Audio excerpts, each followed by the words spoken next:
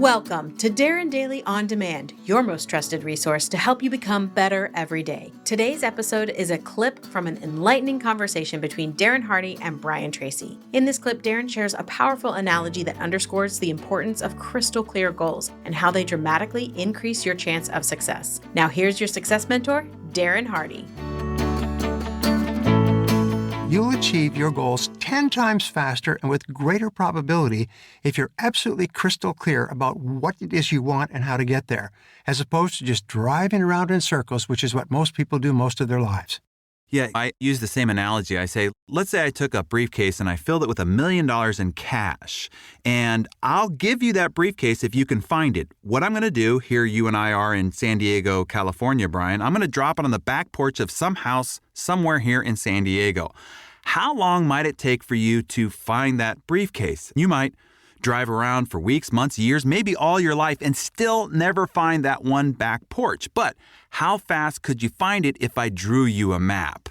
And how much faster could you find it if I gave you a GPS system to check in on all along your journey towards the destination of that back porch? You could go directly to it. And that's the difference between having goals and not having goals, and then a map to actually get to that destination. And most people, as you mentioned, wander around in life aimlessly, then wonder why they never find the briefcase or find the life of their ambitions or their dreams or their objectives. You're absolutely right. It gives you clarity, it gives you confidence, and it gives you calmness. You have this tremendous feeling that you're in control of your life. Now, let's talk about how this works, because all this can sound a little bit mysterious. There's a genie in a lamp waiting to take your goal order.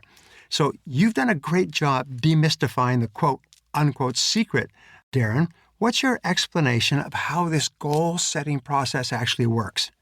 The secret, as it's called, is not a secret. This idea of the law of attraction is really the law of seeing what you're looking for, if you just want to say it in plain language. It's not some mysterious, esoteric voodoo, as it sometimes sounds like, as it's being described. It's far simpler and more practical than that. So here's how it works.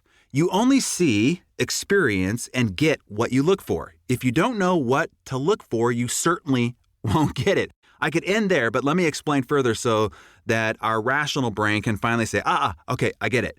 So the difference in results seems like magic. There's really no magic to this whole process at all. So like it or not, know it or not, by our very nature, we are goal-seeking creatures. Your brain is always trying to align your outer world with what you're seeing, believing, and expecting in your inner world. So when you instruct your brain to look for the things that you want, you will begin to finally see them. In fact, the object of your desire has probably always existed all around you, but your mind and eyes weren't open to it. See, we're surrounded with billions of sensory inputs, visual, audio, physical, information, all day, each day. And to keep ourselves from going insane, we ignore 99.9% of them.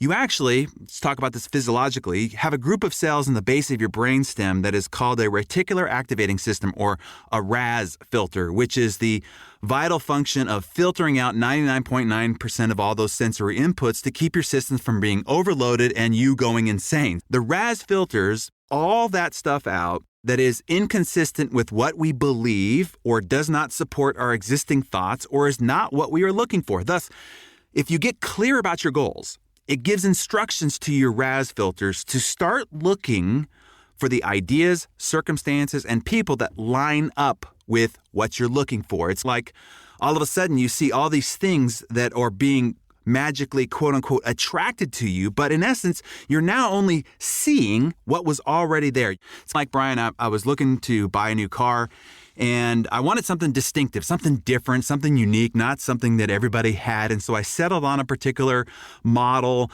and a color and a type and the whole thing.